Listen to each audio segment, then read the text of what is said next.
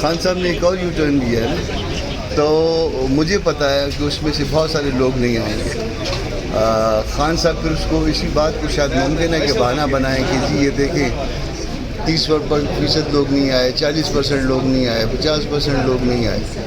تو بہت سے لوگ آپ دیکھیں گے کہ نہیں آئیں گے، اور جب نہیں آئیں گے تو پھر اس بہانے پہ پھر اس معاملے کو چلنے دیا جائے گا. اسٹیبلشمنٹ کی ایک پوزیشن ہے، آپ 2-3 دفعہ سے دیکھ رہے ہیں کہ وہ اسمبلی کی مدت پوری کرواتی ہے ان اینی کیس. بھلے یہ لولی اور لنگڑی اسمبلیاں ہوتی ہیں، مگر وہ اس لولی اور لنگڑی کو گھسٹ مدت پوری کراتی ہے. تو سر کیا دیکھتے ہیں کہ پی ٹی آئی دوبارہ پھر سے اپنے بینچوں پہ بیٹھ رہی ہے یا نہیں بیٹھ رہی اپوزیشن بینچز؟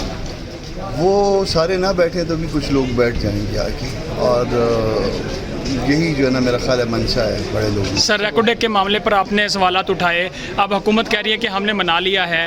آپ ہمیشہ سے کہتے ہیں اختر مینگل صاحب بھی کہ بلوچستان کے حقوق غصب ہوتے ہیں، لیکن پھر بھی حکومت کا حصہ آپ لوگ بن جاتے ہیں. اب آپ کے کیا تحفظات ہیں اور کیا کوئی رضامندی ہو گئی ہے؟